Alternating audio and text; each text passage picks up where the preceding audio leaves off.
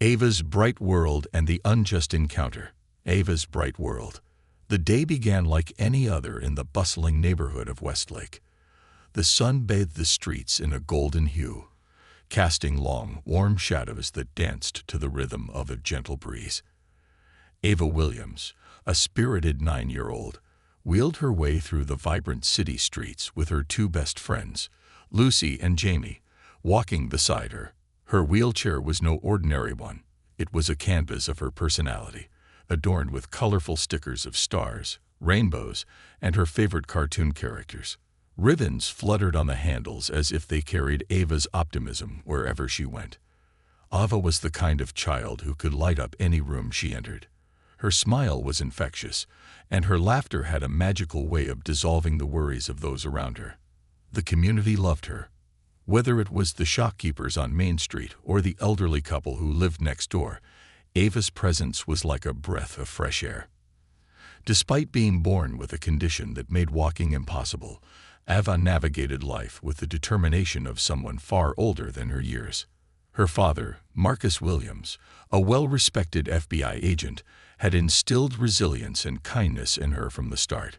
Marcus often told Ava stories of courage and justice, reminding her that strength wasn't about physical power, but about standing up for what was right, even when it was hard. Ava carried those lessons in her heart, facing every day with an unshakable spirit. On this particular day, Ava and her friends were heading to their favorite corner store to buy popsicles. The trio laughed and joked, their voices blending with the city noise. The streets were alive with activity. Vendors called out to passers-by. Children played on the sidewalks, and car horns punctuated the lively chatter. It was a scene of pure, innocent joy. The introduction of Officer Derek Foster. On the other side of town, Officer Derek Foster sat in his patrol car, scowling at the world. Derek was no stranger to controversy. His record in the police force was a patchwork of complaints and reprimands, though none had ever led to serious consequences. Known for his short temper and rigid demeanor, Derek often let his personal frustrations bleed into his work. Today was no exception. His morning had started with an argument at home, and now he found himself stationed on a busy corner, tasked with monitoring pedestrian traffic, a duty he found beneath him. As Derek watched the crowd, his irritation grew. To him, the laughter of children, the chatter of families, and the hum of the city were all just noise. His resentment wasn't limited to the job. It extended to the people he was sworn to serve. He saw every minor disruption as a challenge to his authority, every mistake as a personal slight. It was a volatile mix of prejudice, frustration, and misplaced pride. The unjust encounter. Ava and her friends turned the corner, their laughter cutting through the city's buzz. As they approached the store, Ava accidentally bumped her wheelchair into a small metal trash can. It fell over with a clang, startling a few passers-by, but drawing no serious attention. Ava quickly apologized, her cheeks flushing with embarrassment. Derek, however, had noticed. The sound of the trash can hitting the ground seemed to ignite something in him. He stepped out of his patrol car, his face a mask of irritation. To him, Ava and her friends weren't just kids. They were troublemakers disrupting the order he believed he was there to maintain. He approached them with a brisk, intimidating stride. "Hey, what do you think you're doing?" he barked. The children froze, their laughter evaporating into the tense air. Ava looked up at Derek, her wide eyes reflecting a mix of fear and confusion. "I'm sorry, sir," she said softly. "It was an accident." But Derek wasn't listening. His anger had already taken hold, fueled by his own biases and frustrations. "Accident," he scoffed. "You think you can just go around causing trouble and get away with it?" Ava's friends instinctively stepped back, unsure of how to respond. Lucy whispered, "Let's just go, Ava," but before they could move, Derek's voice boomed again. "Don't you walk away from me." He snapped, grabbing the handle of Ava's wheelchair. With a sudden forceful shove, he tipped it over, sending Ava sprawling onto the pavement. The shocked crowd. The scene froze in time. Ava lay on the ground, Her palms scraped from the rough concrete, her ribbons fluttering in the breeze as if trying to reclaim the joy that had just been stolen. Her friends rushed to her side, their small hands trembling as they tried to help her up. A murmur spread through the nearby crowd, quickly growing into an uproar. "Hey, what are you doing?" a bystander shouted. Another pulled out their phone, recording the scene. Within moments, more phones were pointed in Derek's direction, capturing the officer's unprovoked aggression. Voices rose in protest, and the crowd began to close in around him. A woman knelt beside Ava, offering her a tissue to dab at her scraped hands. "It's okay, sweetheart," she said softly, her eyes filled with both sympathy and anger. Derek, realizing the attention he'd drawn, stepped back. His hand hovered near his belt, as if considering his next move, but the crowd's growing hostility seemed to give him pause. "This is unacceptable," a man shouted, his voice echoing above the commotion. "She's just a child." The power of social media. Within minutes, the videos taken by bystanders began circulating online. Hashtags like #JusticeForAva and #ProtectOurChildren trended almost instantly. The footage of Derek pushing Ava's wheelchair, followed by her small figure sprawled on the pavement, sparked outrage across social media. Activists, community leaders, and even celebrities weighed in, demanding accountability and justice. Back at the scene, Ava tried to hold back tears. She didn't want Derek to see her cry, didn't want to give him the satisfaction. Her friends helped her back into her wheelchair, their faces set with determination despite their own fear. "You didn't do anything wrong, Ava," Jamie said firmly. "He's the one who's wrong." As Ava looked at the crowd rallying around her, a spark of hope flickered in her chest. Despite the pain and fear, she realized she wasn't alone. The voices of strangers shouting for justice, the comforting words of her friends, and the strength she'd inherited from her father gave her a newfound resolve. The first ripples of justice. As the commotion settled, the crowd's focus shifted from Derek to Ava. People offered her water, bandages, and words of encouragement. Meanwhile, someone called Marcus Williams, alerting him to the incident. Marcus, sitting in his office at the FBI, felt his stomach drop as he watched the video sent to his phone.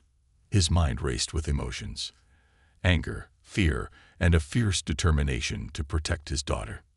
Back on the street, Derek returned to his patrol car, his face pale and his steps unsteady. The weight of his actions, and the consequences they might bring, was beginning to dawn on him. But for Ava and her community, the fight was just beginning. The ripple effect and a father's resolve. The shock reaches Marcus. The sterile hum of the FBI headquarters was broken by the buzz of Marcus Williams' phone. His day had been routine: a debriefing on a recent case, a few phone calls, and the usual paperwork.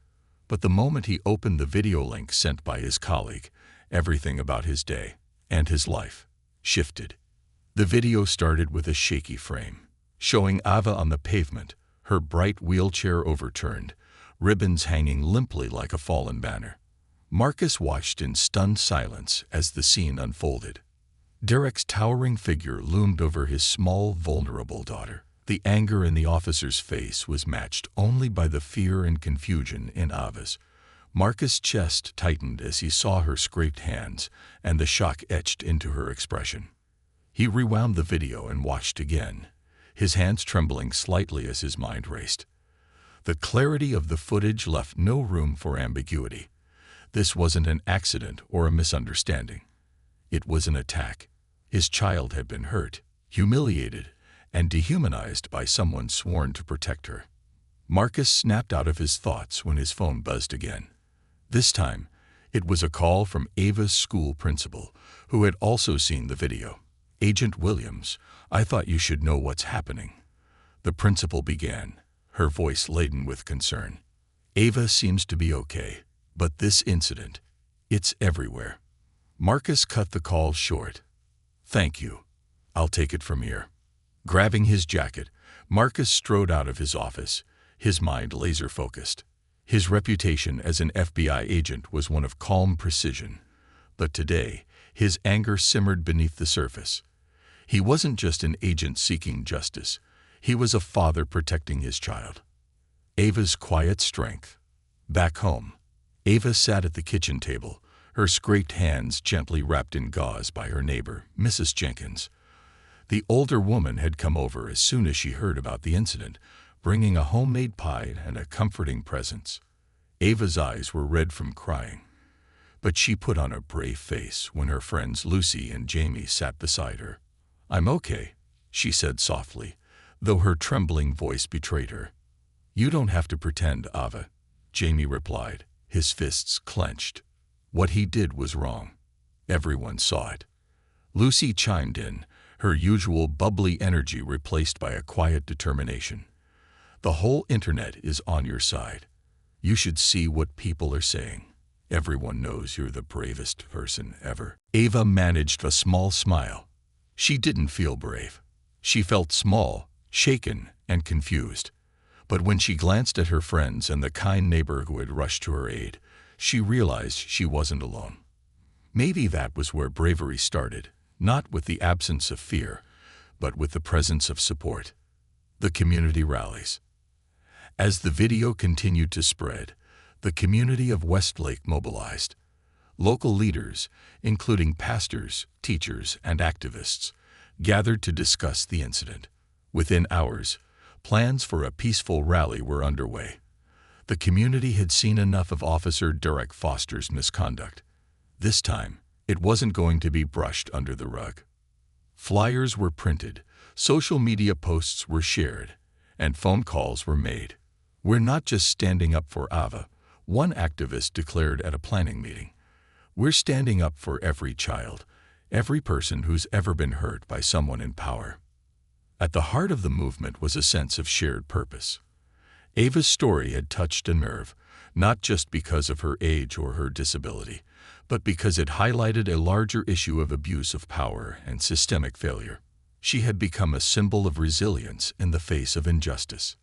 Derek faces the heat.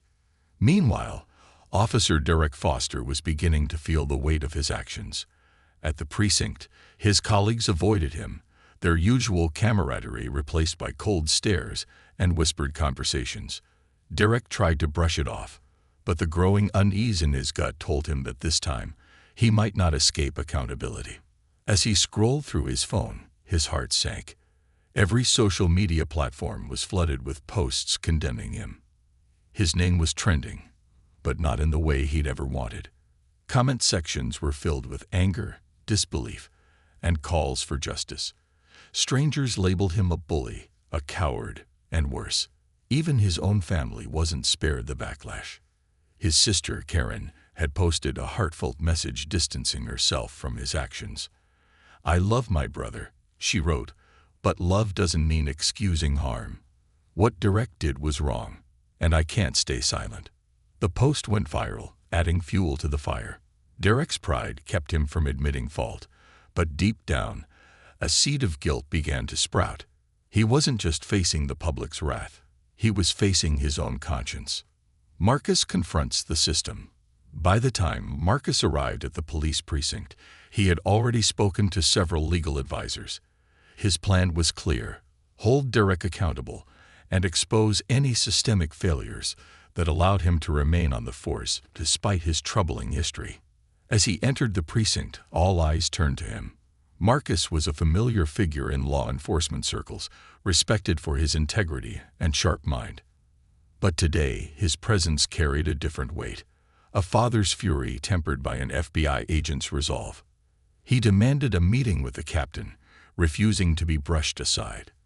When he finally sat across from the precinct's leadership, he didn't mince words. "My daughter is 9 years old," Marcus began, his voice steady but firm. "She's in a wheelchair, and your officer assaulted her in broad daylight. I want to know how someone like him is still wearing a badge." The captain stammered, offering vague assurances about an internal investigation. But Marcus wasn't buying it. He leaned forward, his piercing gaze locking onto the captain's. "Internal investigations don't mean a damn thing if they're just for show. I'm not here to watch you protect one of your own.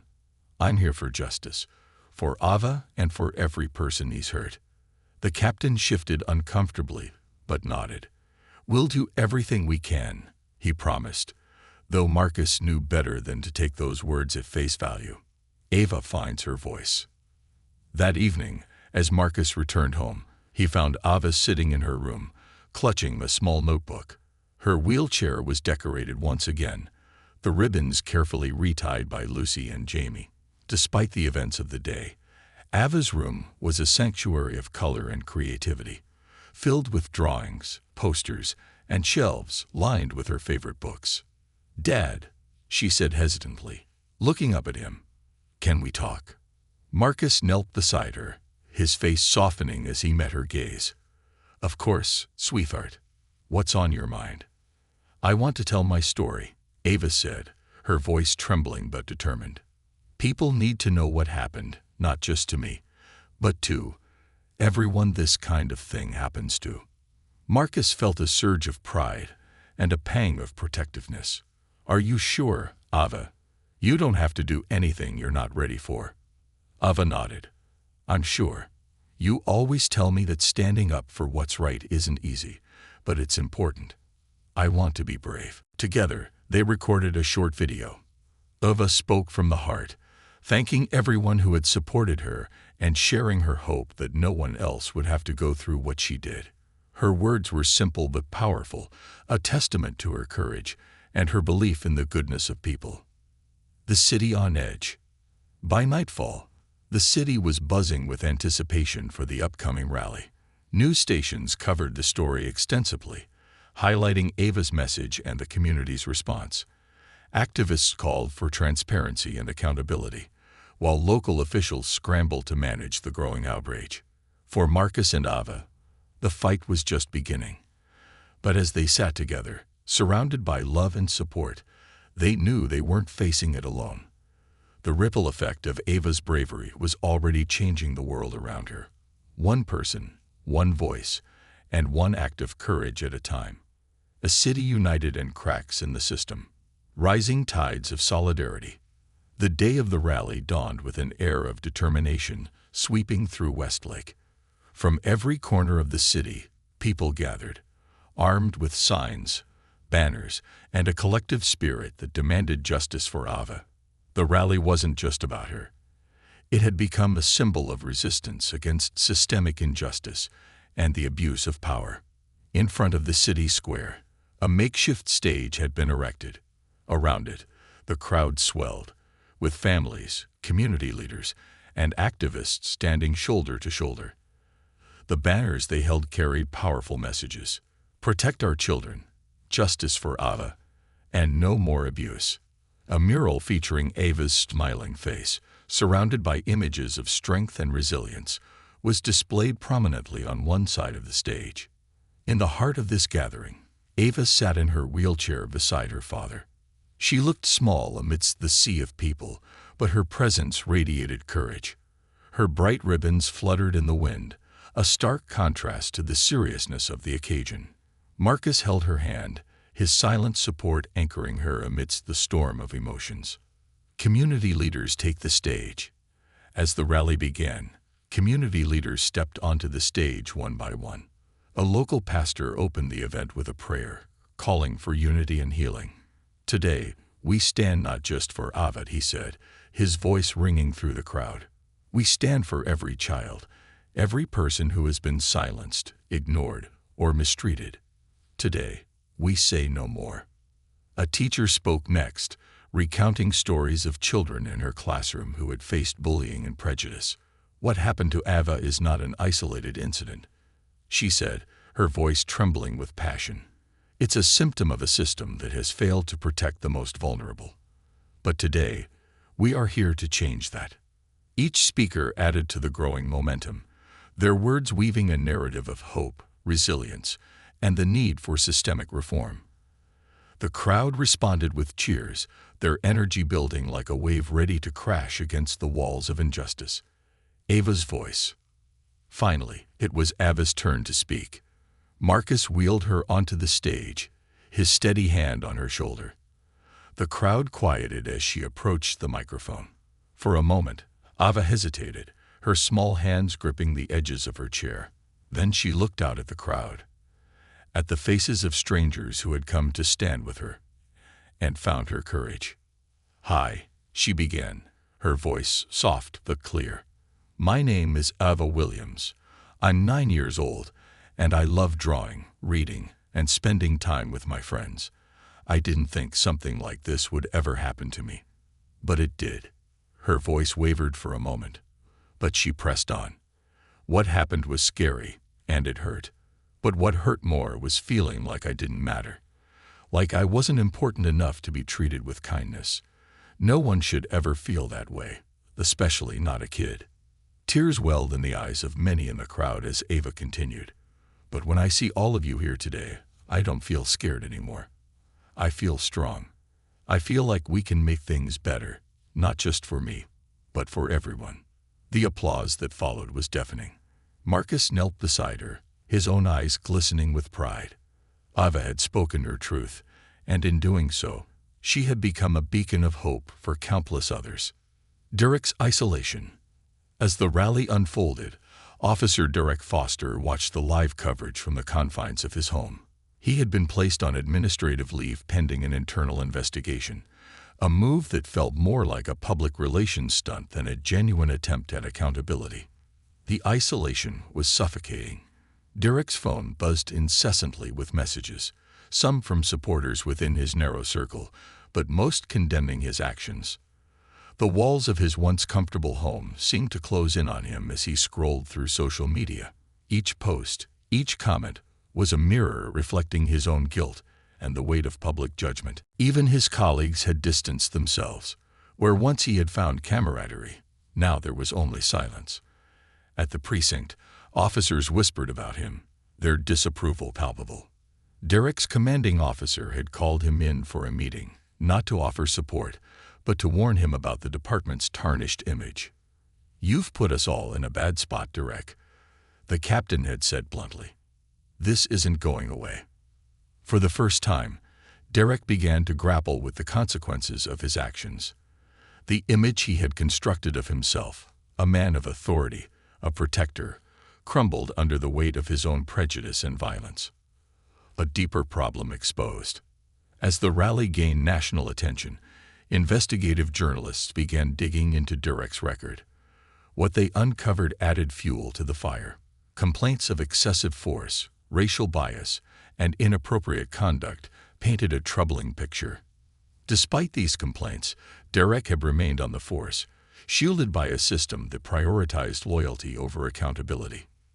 These revelations sparked a broader conversation about the culture within the police department. Activists and civil rights organizations seized the moment, demanding not just Derek's removal, but a complete overhaul of the systems that had enabled him. The city's mayor, under mounting pressure, announced a review of the department's policies and practices. "What happened to Ava is unacceptable," she said during a press conference. "But it's not just about one officer. It's about ensuring that our institutions serve and protect all members of our community." Marcus takes the fight further. While the rally was a powerful show of solidarity, Marcus knew it was only the beginning. Backed by a growing coalition of civil rights organizations, he met with legal advisors to explore his next steps.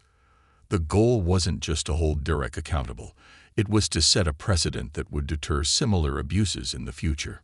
Marcus worked tirelessly, balancing his role as a father with his professional expertise. He combed through legal documents, consulted with activists, and strategized with his team. His resolve was unshakable, fueled by the memory of Ava's trembling voice and the sight of her scraped hands.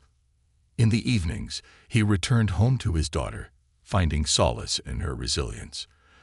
Despite everything, Ava continued to smile, to laugh, and to dream. She drew pictures of herself and her friends, adding little captions like, "We're stronger together." Her spirit was a reminder of why Marcus fought so hard, building toward change. The rally ended with a candlelight vigil. As the sun set, thousands of people lit candles, their soft glow casting a warm light over the city square.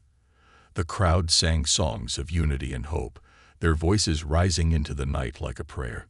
Ava sat beside Marcus, her small hands cradling a candle. She looked around, taking in the faces of the people who had come to stand with her. For the first time since the incident, she felt a deep sense of peace. The world wasn't perfect, but it was full of people willing to fight for what was right. Marcus put his arm around her, his voice low but firm. "This is just the beginning, Ava. We're going to make sure what happened to you never happens to anyone else." And in that moment, surrounded by the light of thousands of candles, Ava and Marcus knew they were part of something bigger, a movement that would challenge the cracks in the system and build a foundation for a better future. The fight for accountability. The aftermath of the rally. The rally left an indelible mark on Westlake, but its impact stretched far beyond the city's borders. National news networks replayed Ava's speech and the massive turnout, highlighting the groundswell of support for her and the larger issues of police misconduct and systemic prejudice. Ava's story became a flashpoint in the growing demand for accountability in law enforcement. At home, Ava tried to adjust to her new reality. The once quiet life of a spirited 9-year-old had transformed into a whirlwind of attention. Letters poured in from all over the country, some from children who admired her bravery, others from adults who shared their own stories of resilience. Her father read many of them aloud to her, and Ava carefully saved each one, treasuring the kindness they represented. Despite the overwhelming support, the Williams household wasn't without its challenges. Marcus had to shield Ava from the darker corners of public attention. Online trolls and detractors had started to surface, attempting to downplay Derek's actions or attack Ava's character. Marcus stayed vigilant, ensuring Ava only saw the encouragement and solidarity surrounding her. The police department's weak response. Under increasing scrutiny, the Westlake Police Department issued a public statement. The carefully worded document expressed regret over the unfortunate incident and promised an internal review of Officer Derek Foster's actions. However, the statement stopped short of suspending Derek or acknowledging the systemic issues that had allowed him to remain on the force despite his troubling record. The community's reaction was swift and unforgiving. The vague promises of reform felt like an insult to the collective effort that had been put into the rally. Regret isn't enough, one local activist declared during a televised interview. "We demand action. We demand accountability." The pressure on city officials mounted as journalists continued to expose the deep flaws within the department. Derek Foster's record, once hidden behind layers of bureaucracy, became public knowledge. Over the past decade, he had amassed numerous complaints, including several incidents of excessive force against vulnerable individuals. None of the complaints had resulted in significant consequences, a glaring indictment of the system's failure. A turning point for Derek. In his dimly lit living room, Derek Foster sat alone, watching the news coverage of the rally. His name was plastered across the screen, but the words accompanying it were far from flattering. Every detail of his career, every poor decision he'd made, was being dissected by journalists, activists, and the public. Derek's world had crumbled. His colleagues had all but abandoned him, and even his family was speaking out against his actions. His sister Karen's social media post condemning him had gone viral, adding a personal sting to the public backlash. For the first time, Derek began to confront the gravity of what he'd done. The video of Ava's wheelchair being shoved over played in his mind like a broken record. He had justified his actions to himself at the time. Frustration, stress, a need to assert control. But now, stripped of his badge's protection, he saw his behavior for what it was: cruel, unjustifiable, and deeply wrong. Derek reached for his phone and scrolled through the barrage of messages. Most were hateful, but one stood out. It was from Karen. Her words, though firm, carried a note of compassion. "You need to face this, Derek. Running won't fix anything. It's time to take responsibility, for Ava and for yourself." Marcus prepares for battle. While Derek grappled with his conscience, Marcus was busy laying the groundwork for a legal battle. The initial shock of the incident had given way to a focused determination to hold the system accountable. He knew this fight wasn't just about Ava. It was about ensuring that no other child, no other family, would have to endure what they had. Marcus met with a team of civil rights attorneys and legal experts, many of whom had offered their services pro bono. The legal strategy was twofold: pursue charges against Derek Foster and push for a broader investigation into the systemic failures within the Westlake Police Department. During one late-night strategy session, Marcus leaned back in his chair, his eyes scanning the room. "This isn't just about one bad cop," he said. "It's about a system that protects people like him at the expense of everyone else. If we're going to win this, we have to aim higher than just getting Derek fired." The team agreed. They began compiling evidence, not just from Derek's record, but from the department's handling of similar complaints over the years. Patterns of negligence, favoritism, and cover-ups emerge, painting a damning picture of an institution more concerned with its reputation than with justice. Ava's growing strength.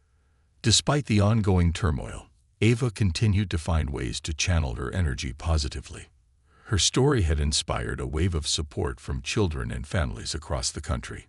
Schools created Justice for Ava projects, where students wrote essays or drew pictures about standing up for what was right. Ava's favorite was a drawing sent by a 7-year-old girl from another state. It showed Ava in her wheelchair, surrounded by people holding signs of support. The caption read, "Ava is our hero." Inspired by the outpouring of love, Ava decided to create something of her own. With the help of her father and her friends, she started a small initiative called Ava's Voice. The goal was simple: to provide a platform for children to share their stories, particularly those who felt unheard or marginalized. Ava's first video for the initiative was heartfelt and genuine. "I've learned that even when things are really scary, we can still be brave," she said, looking directly into the camera. "I want everyone to know that your voice matters. Don't ever let anyone take that away from you." The video went viral, further cementing Ava's place as a symbol of resilience and hope. Civil rights organizations step in. As Ava's initiative gained traction, so did the broader movement sparked by her story. National civil rights organizations joined the fight, offering resources and amplifying the message. One prominent group sent a team of legal experts to Westlake to assist Marcus and his attorneys. They also organized town hall meetings to educate the community about their rights and the importance of systemic reform. During one such meeting, a mother stood up and shared her story. Her teenage son had been harassed by the police multiple times, but she had felt powerless to do anything about it. "Ava's bravery has given me the courage to speak out," she said, her voice breaking. "We have to protect our children. We have to demand better." The room erupted in applause, the energy palpable. It was clear that Ava's story had struck a chord far beyond her own experience. The legal struggle begins. With the evidence mounting, Marcus and his legal team filed a lawsuit against Derek Foster and the Westlake Police Department. The charges against Derek included assault, misconduct, and abuse of power. The lawsuit also called for an independent review of the department's practices and policies. The announcement sent shockwaves through the city. Local officials scrambled to control the narrative, but the community's demands for transparency and accountability drowned out their carefully crafted statements. For Marcus, the lawsuit was more than a legal battle. It was a moral one. Sitting with Ava one evening, he explained the importance of what they were doing. "This isn't just about what happened to you, Ava," he said. "It's about making sure it doesn't happen to anyone else. We're fighting for something bigger." Ava nodded, her small hand resting on his. "I know, Dad. And we're going to win." A city transformed. As the case moved forward, Westlake began to change.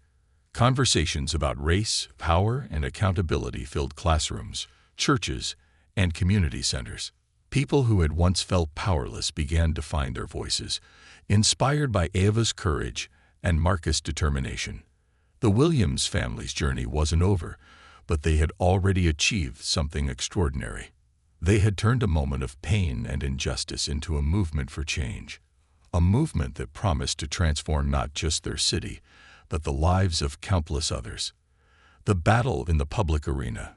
The court of public opinion.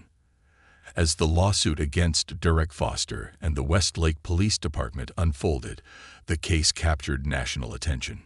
News outlets and social media platforms buzzed with debates about police accountability, systemic injustice, and the bravery of a 9-year-old girl who had become a symbol of resilience. The hashtag Justice for Ava remained a trending topic, uniting voices from across the political and social spectrum. However, the spotlight wasn't without its challenges. While most rallied behind Ava and her family, a vocal minority sought to shift the narrative. Pundits on certain networks questioned whether Derek's actions had been blown out of proportion, framing the incident as a one-off mistake rather than a symptom of systemic issues. Others used Ava's case to argue about the challenges faced by police officers, muddying the conversation about justice. Marcus knew that winning the lawsuit wouldn't be enough. They had to win the hearts and minds of the public as well. He partnered with civil rights leaders and communication experts to craft a message that was clear, powerful, and impossible to ignore. The message was simple. This isn't about hating police. It's about protecting the most vulnerable among us. Derek's public downfall. Derek Foster, meanwhile, found himself at the center of a storm he could no longer control. His attempts to rationalize his actions had fallen flat, and the backlash only grew more intense as investigative journalists unearthed further details about his troubled career. A particularly damning report revealed that Derek had been the subject of over a dozen complaints during his tenure, complaints that had been dismissed or quietly settled without consequence. The pressure reached a boiling point when a former colleague of Derek's came forward with an explosive interview. "We all knew Derek had issues," the officer confessed on national television. "He had a temper, and he treated certain people differently, people he thought couldn't fight back. But the system protected him, like it always does."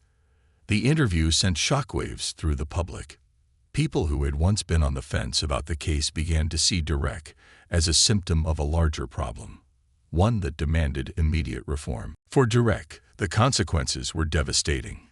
His suspension was made official, and he faced the very real possibility of losing his badge for good.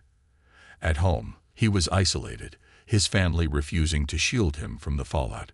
His sister Karen's earlier statements condemning his actions had created a rift between them, but Derek couldn't bring himself to reach out. Pride and shame kept him silent. The legal struggles begin. As the lawsuit moved forward, Marcus and his legal team prepared for a grueling battle. The police department, backed by a powerful union and a well-funded legal team, fought back with every tool at their disposal. They argued that Derek's actions, while regrettable, were the result of job-related stress rather than malice. They also attempted to shift blame onto Ava, suggesting that her disrespectful behavior had provoked the incident. Marcus listened to these arguments with a calm demeanor, but inside, he seethed. The idea that his 9-year-old daughter could ever be responsible for what happened to her was absurd. But he knew these tactics were designed to undermine their case and sow doubt in the minds of the jury. The Williams legal team countered with a meticulously built case. They presented witness testimonies, video evidence, and a damning analysis of Derek's record. But their most compelling piece of evidence was Ava herself. Her testimony, delivered via a recorded video deposition, was honest, heartfelt, and impossible to dismiss. "I didn't mean to bump the trash can," Ava said, her voice steady despite the weight of the moment. "It was an accident. But the way Officer Foster looked at me, it wasn't just about the trash can.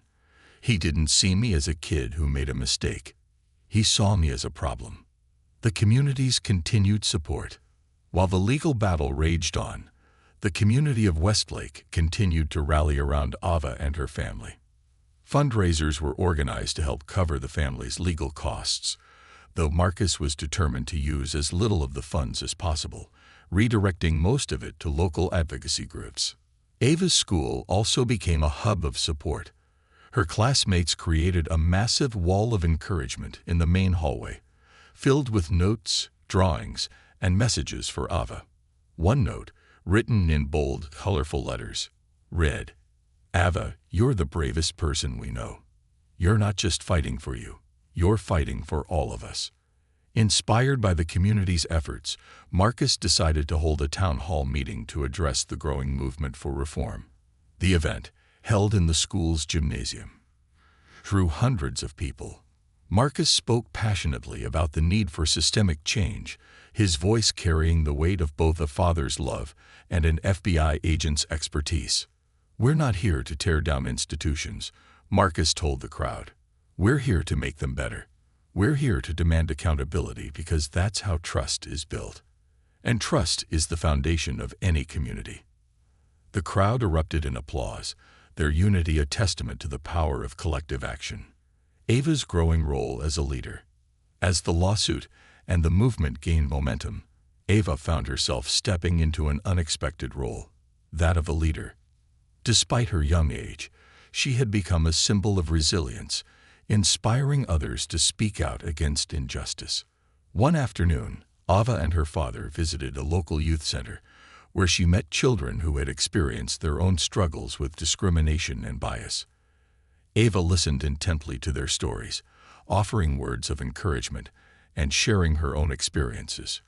"Being brave doesn't mean you're not scared," she told them. "It means you do the right thing even when it's hard." Her words resonated deeply, not just with the children but with their families as well. The visit was covered by local media, further cementing Ava's place as a beacon of hope. The first court hearing. When the first court hearing finally arrived, tensions were high. The courtroom was packed with reporters, community members, and legal teams on both sides. Ava wasn't present. Marcus had decided it would be too overwhelming for her, but her absence didn't diminish the weight of the proceedings. The Williams legal team presented a powerful opening argument, emphasizing the need for accountability and the broader implications of the case. "This is not just about one officer and one child," the lead attorney declared. "This is about a system that allowed this to happen, and it's about ensuring it never happens again." The defense, meanwhile, relied on their familiar tactics, downplaying the incident, portraying Derek as overworked and stressed, and attempting to shift blame away from the department. But the public wasn't buying it. The overwhelming evidence, coupled with the community's support for Ava, had already shifted the tide. Ava's voice rings out. As the hearing concluded, Marcus released a statement on behalf of Ava. The letter, written in Ava's own words, was read aloud by a family friend outside the courthouse.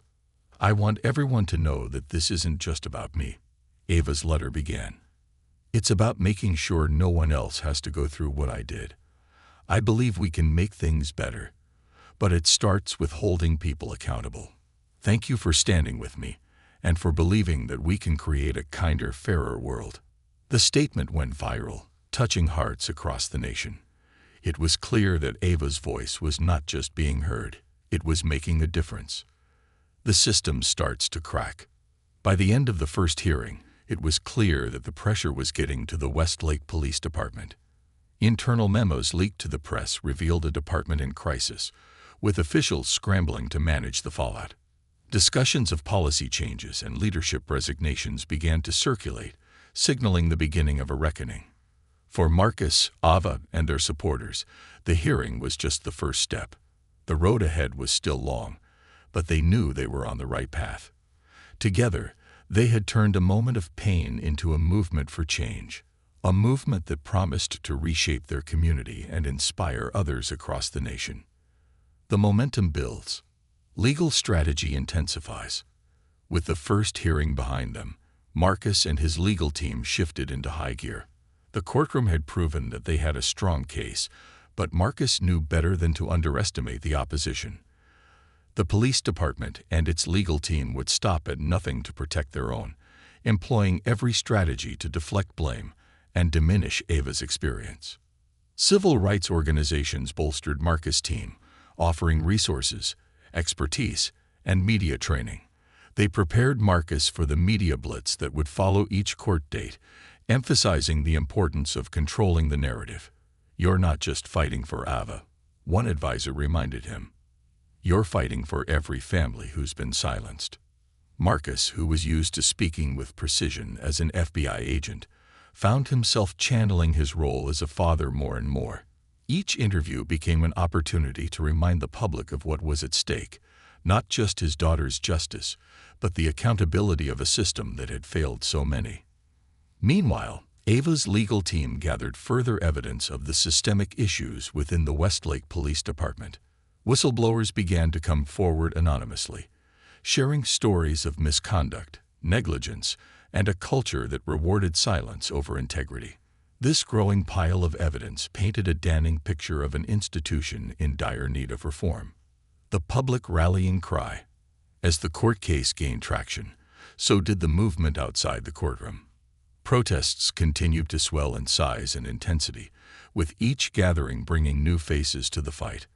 Artists painted murals of Ava, depicting her as a symbol of strength and hope. Musicians wrote songs inspired by her story, their lyrics echoing the rallying cry of justice and accountability. Social media campaigns amplified the movement's message, with hashtags like #JusticeForAva, #AccountabilityNow, and #ProtectOurChildren trending globally. Videos of Ava's earlier speeches and her father's impassioned pleas were shared millions of times, resonating with people from all walks of life.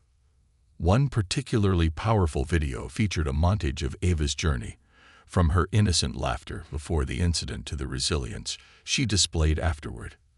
The video ended with Ava's words, "We can make things better, but it starts with standing up." The clip went viral, inspiring countless people to join the movement or share their own stories of injustice. The police department cracks. Inside the Westlake Police Department, tensions were at a breaking point. The leadership was under immense pressure, not only from the public, but also from within. Officers who had once defended the status quo began to question the culture that had allowed Derek Foster to remain on the force. An anonymous letter from a group of officers was leaked to the press, condemning Derek's actions and calling for a thorough investigation into the department's practices. "We took an oath to protect and serve," the letter read. "But we cannot do that if we turn a blind eye to misconduct within our ranks. It's time for change." The letter sent shockwaves through the city, further eroding public trust in the department's leadership. The police chief, facing mounting criticism, called a press conference to address the situation. However, his vague promises of reform fell flat, only fueling the public's demand for concrete action. Ava's growing leadership. Ava, meanwhile, continued to embrace her role as a leader in the movement. Despite her young age, she demonstrated a remarkable ability to connect with people and inspire action. She participated in community meetings, offering her perspective and listening to others' stories. Her words carried a weight that transcended her years, reminding everyone that even the smallest voices could make a difference. One evening, Ava and her friends Lucy and Jamie hosted a live-streamed event called Voices of Change. The event featured children and young activists sharing their experiences and ideas for building a kinder, fairer world. Ava opened the event with a heartfelt message. "We all have a voice, no matter how small, and when we use our voices together, we can make a big difference." The live stream drew thousands of viewers, many of whom were moved to take action in their own communities. Ava's initiative, Ava's Voice, continued to grow, becoming a platform for children to share their stories and advocate for change. The next court hearing. As the second court hearing approached, the stakes grew higher. The defense team doubled down on their strategy, attempting to paint Derek Foster as a dedicated officer who had simply made a mistake under stressful circumstances.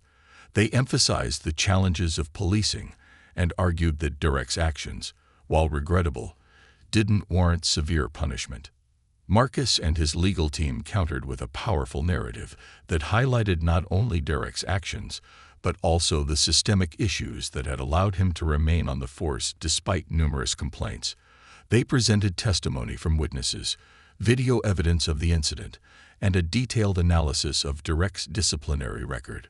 The most impactful moment of the hearing came when a former police officer testified on behalf of Ava's case. "I left the force because I couldn't stay silent about what I saw," the officer admitted. "There's a culture of silence that protects officers like Derek Foster. But that culture comes at a cost. It erodes public trust and puts innocent people at risk." Derek's breaking point. As the legal proceedings continued, Derek Foster found himself increasingly isolated. His attempts to justify his actions to himself and others rang hollow, and the mounting evidence against him left little room for denial. For the first time, Derek began to confront the possibility that he might lose not only his career, but also any chance of redemption. One evening, Derek sat alone in his apartment, scrolling through social media. Amid the barrage of criticism and condemnation, he stumbled upon a video of Ava speaking at the rally. Her words, simple yet profound, struck a chord he hadn't expected. "I believe people can change," Ava had said. "But change starts with taking responsibility for what you've done." Derek turned off his phone, his mind racing. He didn't know if he had the strength to face the consequences of his actions, but he couldn't ignore the truth any longer. The weight of his guilt was suffocating, and he realized that running from it wasn't an option. A turning point for the movement. As the movement gained momentum, it began to achieve tangible results. The city council announced plans to establish an independent oversight committee to review complaints against law enforcement. Local schools implemented programs to educate students about empathy, bias, and social justice. And in a historic move, the Westlake Police Department agreed to conduct an external review of its practices and policies. For Marcus and Ava, these victories were a testament to the power of collective action. But they also knew the fight wasn't over. The legal battle was far from resolved, and the broader issues of systemic injustice required sustained effort and vigilance. Ava's message to the world. On the eve of the next hearing, Ava recorded another message for her growing audience. Sitting in her wheelchair, surrounded by the drawings and letters she had received from supporters, she spoke directly to the camera. "I've learned that being brave doesn't mean you're not scared," she said. "It means you stand up for what's right, even when it's hard. I want to thank everyone who's stood with me and my family. You've shown me that we're stronger together." Her message resonated deeply, reminding everyone that the fight for justice wasn't just about one case. It was about creating a world where kindness and accountability prevailed. As Marcus watched the video with Ava that night, he felt a deep sense of pride. His daughter's courage had sparked a movement, and together, they were making history. Justice and redemption. The trial begins. The courtroom was packed for the first day of Derek Foster's trial. Rows of benches were filled with reporters, activists, and community members eager to witness the culmination of months of legal battles and public outcry. Marcus Williams sat in the front row, his face a mask of calm determination. Beside him sat Ava, her bright ribbons tied neatly to her wheelchair, her expression steady despite the weight of the moment. The prosecution opened with a compelling narrative. They played the video of the incident, the clear footage of Derek tipping Ava's wheelchair eliciting gasps from the audience. "This case is not just about one man's actions," the prosecutor began. "It's about a system that failed to hold him accountable until it was too late. It's about ensuring that no other child, no other family, has to suffer as Ava and her family have." Derek's defense team, in contrast, focused on framing him as a stressed officer overwhelmed by the demands of his job. They highlighted his years of service and the pressures of policing, attempting to garner sympathy from the jury. But their arguments rang hollow in the face of the evidence, which painted a clear picture of a man who had abused his authority and failed to protect the community he served. Ava's testimony. The highlight of the trial came when Ava herself took the stand. Though her lawyers had initially debated whether she should testify, Ava had insisted. "This is my story," she told her father. "I want to tell it." Wearing a simple dress and her characteristic ribbons, Ava faced the courtroom with quiet strength. The prosecutor began gently, asking her to describe what had happened that day. Ava spoke clearly, recounting the events with a mix of innocence and resolve. Her words were powerful, not because of any embellishment, but because of their raw honesty. "I was scared," Ava admitted, her voice steady. "But more than that, I was confused. I didn't understand why someone who's supposed to protect us would hurt me like that." When the defense cross-examined her, they tread carefully, aware of the public sentiment surrounding the case. Still, they attempted to downplay the impact of the incident, suggesting that Ava might have misunderstood Derek's actions. Ava's response was simple but devastating. "I know what happened, and I know it wasn't right." Her testimony left a profound impact, not just on the jury but on everyone present. As she returned to her seat beside her father, the courtroom erupted into quiet applause, which the judge quickly silenced but didn't reprimand. Derek's confession. As the trial progressed, Derek Foster's defense began to unravel. The weight of the evidence, combined with mounting public pressure, proved too much for him to bear. On the fourth day of the trial, Derek's attorney requested a recess. When the court reconvened, Derek surprised everyone by asking to take the stand. His lawyer looked uneasy, but Derek seemed resolute. Taking a deep breath, he began to speak. "I want to start by saying I was wrong," Derek said, his voice heavy with emotion. "What I did to Ava was inexcusable. I let my anger and my own prejudices cloud my judgment, and I hurt an innocent child." The courtroom was silent as Derek continued, his words halting but sincere. "For years I've told myself that I was just doing my job, that the complaints against me didn't matter because I was protecting the community. But the truth is, I wasn't protecting anyone. I was failing them." Derek's confession marked a turning point in the trial. While it didn't absolve him of his actions, it added a layer of complexity to the case. For Marcus and Ava, it was a bittersweet moment. Proof that their fight had forced Derek to confront his own failures, but also a reminder of the pain he had caused. The verdict. After weeks of testimony, arguments, and deliberation, the jury reached its decision. The courtroom was tense as the foreperson stood to deliver the verdict. Derek Foster was found guilty of assault and misconduct. The judge, in a measured but firm tone, sentenced him to a combination of community service, mandatory bias training, and probation, along with a permanent mark on his record that would prevent him from serving in law enforcement again. While some in the community had hoped for a harsher punishment, Marcus and Ava felt a sense of closure. The verdict sent a clear message: accountability mattered, and change was possible. Ava's legacy. The conclusion of the trial marked the beginning of a new chapter for Ava and her family. While the legal battle had ended, the movement they had sparked continued to grow. Ava's initiative, Ava's voice, expanded into a national platform, partnering with schools, community organizations, and advocacy groups to promote empathy, accountability, and social justice. Ava became a sought-after speaker, sharing her story at events and inspiring others to stand up for what was right. Despite the attention, she remained grounded, focusing on her schoolwork, her friends, and her love of drawing. Her wheelchair, still adorned with colorful ribbons, became a symbol of resilience and hope. Marcus, too, found a renewed sense of purpose. He used his experience as an FBI agent to advocate for systemic reform, working with policymakers to implement changes in law enforcement practices. He often spoke about the importance of community engagement, emphasizing that trust between officers and the public was essential for true justice. Derek's journey toward redemption. Though his career in law enforcement was over, Derek Foster began a journey of his own. As part of his sentence, he was required to participate in community service and attend workshops on bias and accountability. Initially resistant, Derek found himself confronting the very prejudices that had driven his actions. During one workshop, he met a man who had been wrongfully arrested years earlier. The man's story mirrored many of the complaints against Derek, forcing him to face the harm he had caused.